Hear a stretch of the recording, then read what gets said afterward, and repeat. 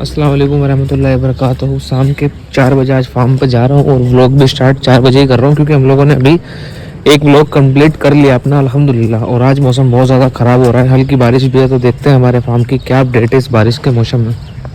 मौसम इतना ज़्यादा सर्दी वाला हो गया है कि लोग भी हुड वगैरह अपने निकाल लिए। वैसे हमने काफ़ी सारे कपड़े अपने सर्दी के निकाल लिए थे।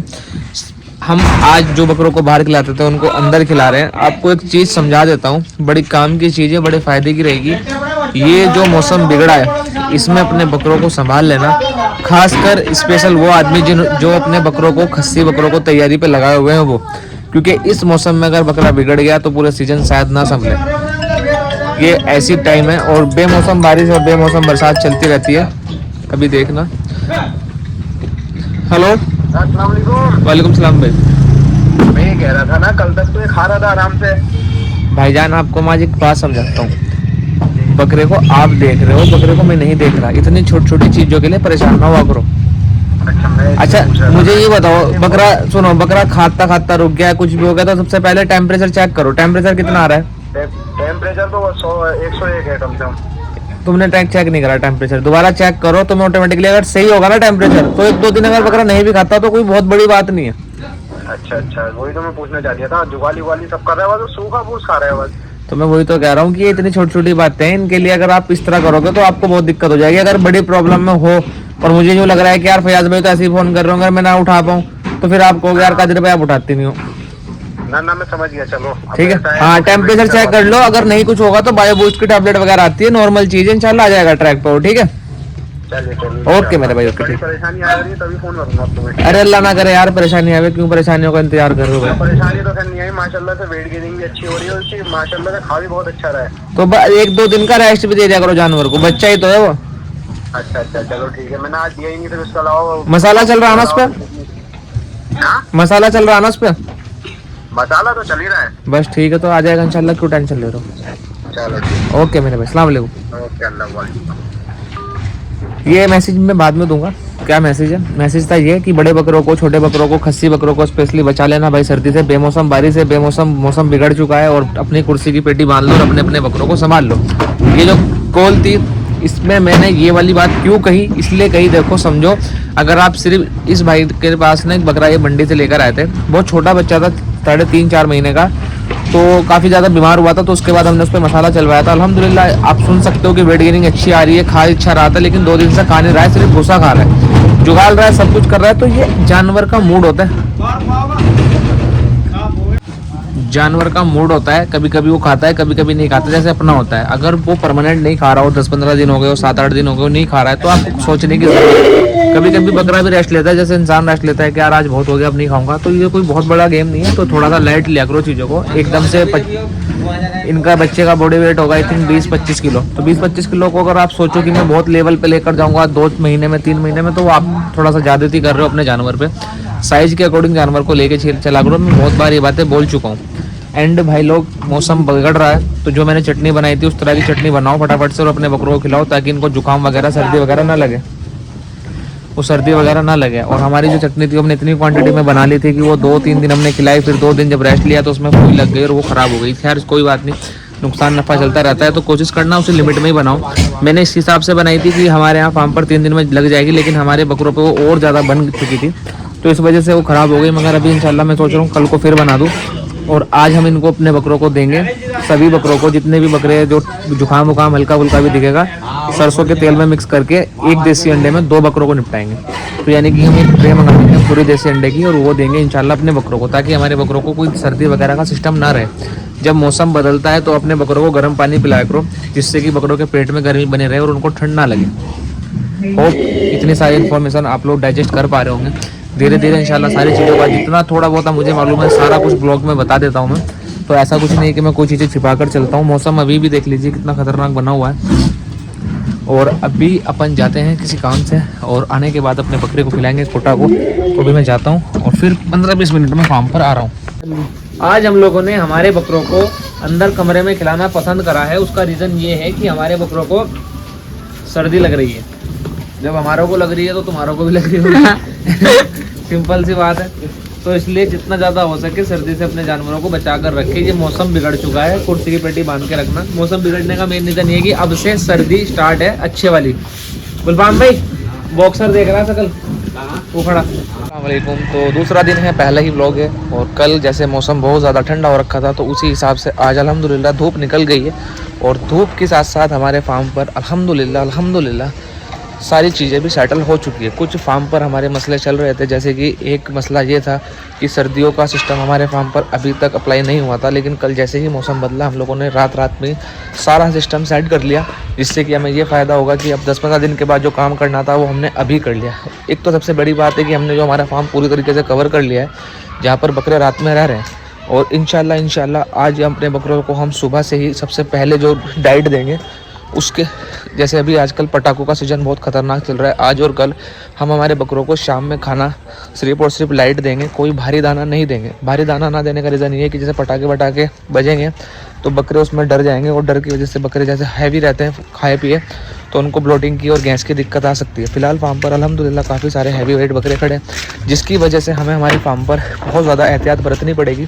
तो सबसे मेन चीज़ मैंने सोची यही है कि जैसे कल बारिश हुई तो हमारे यहाँ पे सारा का सारा गीला हो चुका, ऊपर से तो पटाखों में आग वाग लगने का डर भी नहीं रहा। ये भी बड़ी अल्लाह का करम है, जो कल बारिश आई थी उसका ये हमें फ़ायदा हुआ है। और एक चीज़ और, जितने भी बकरे हमारे हैवी वेट है हम उनको शाम को दाना नहीं देंगे 2-3 दिन, ताकि ये पटाखों की आवाज़ में अगर वो डरते भी हैं तो उनको गैस वगैरह की दिक्कत ना आए।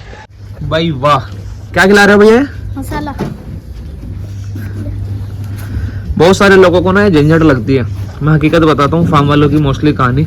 जैसे हम लोग ये सामान कितने टाइम से भाई, मतलब सुबह किस टाइम से शुरू करा था? आधा घंटा 20 मिनट में खत्म कर देना पड़ेगा। मतलब एक मान के चलो 1 घंटा जाता है डेली, सुबह को और शाम को। बच्चों को 40 मिनट एक टाइम की, यानी कि बस वही 2 घंटे की बात मान ले। इतने दुखी हो गए सुबह से शाम रात, ये सिर्फ यही खड़ी रहती है, सिर्फ इसको ऐसा दाने, इसे बांधना शुरू कर दो भाई। चल थोड़ी बड़ी हो जाए फिर खिलाएंगे तुझे दाने। बात करते हैं कि ये क्यों, क्या, कैसे मसाले का मसला। मेरे साथ बहुत सारे फार्म वाले जुड़े हुए हैं अल्हम्दुलिल्लाह। कुछ लोग खिलाते हैं, कुछ लोग जो नहीं खिलाते, उनकी कहानी बताता हूँ। उनका कहना क्या है?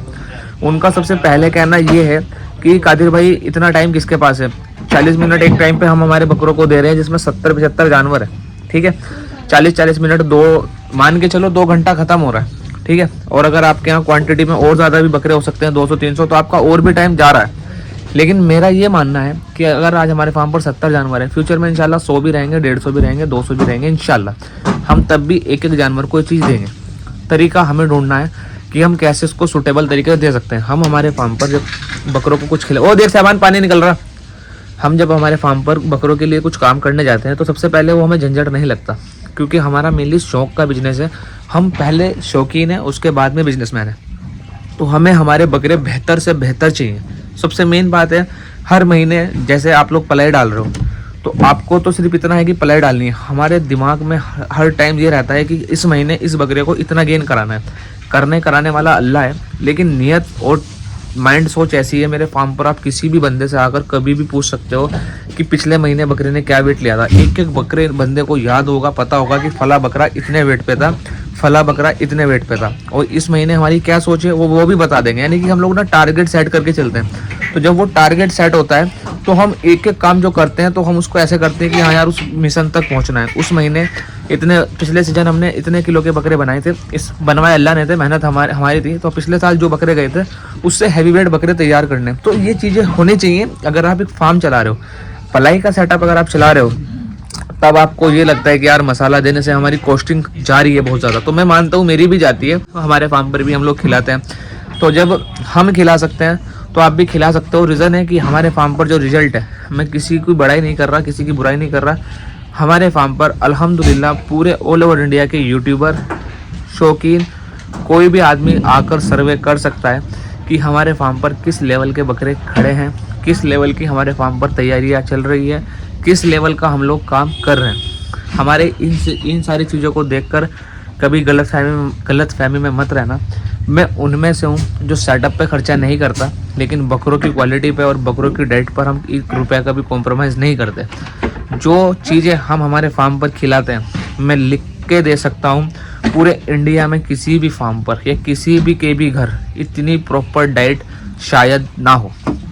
रीज़न है उसकी कॉस्टिंग। हर आदमी अपनी जेब पहले देखता है, बाद में बकरे को देखता है। हमारे यहाँ हम पहले बकरे को देखते हैं और जेब हम अल्लाह के हवाले छोड़ देते हैं। ये मेरा कहना है। और मैं ये नहीं कह रहा कि कोई गलत खिला रहा है, ज़्यादा खिला रहा है। हमारा कहना ये कि हमने जो 4-4 बंदे फार्म पर रखे हुए हैं, 4-5 बंदे, वो एक एक बकरे पे जो नहीं चलता उस पर फोकस करते हैं। हर बकरा मेहनत नहीं मांगता।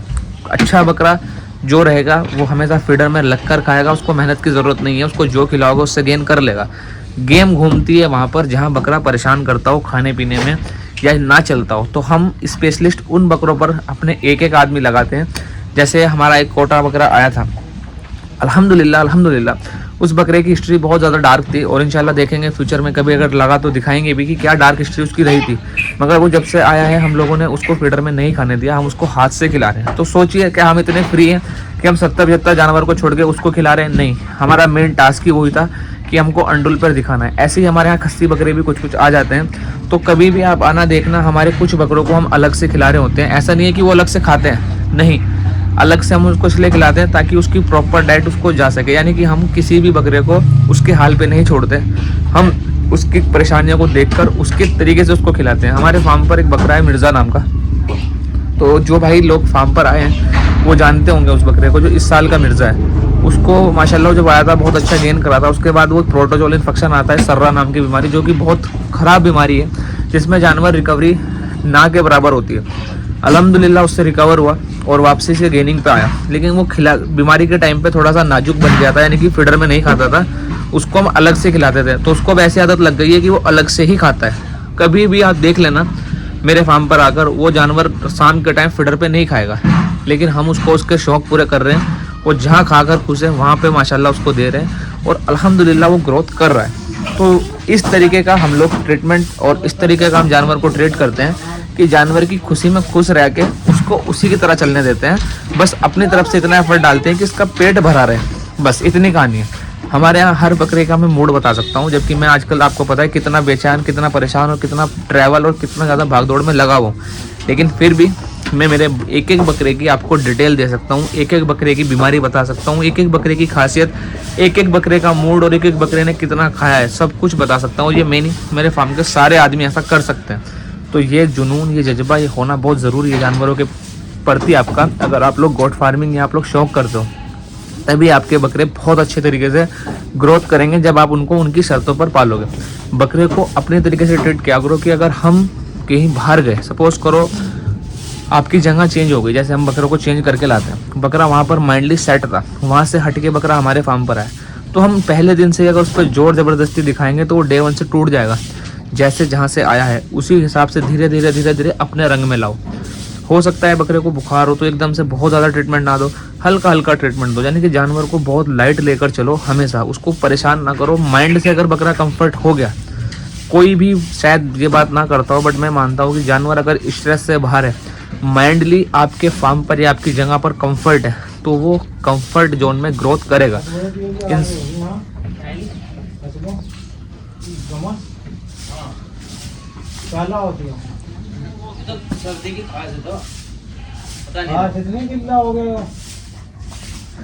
इंसान जब टेंशन में होता है तो कभी ग्रोथ नहीं करता। मेरे बड़े भी ये कहते थे, हम लोग जब एक्सरसाइज करने जाते हैं तो बड़े हमें देखकर ये बोलते हैं कि जब तक तेरे दिमाग में टेंशन नहीं है ना, तब तक तू अच्छा चल रहा है। जिस दिन तेरे पे जिम्मेदारी आ जाएगी, टेंशन आ जाएगी, तो तू भी लेवल पे आ जाएगा।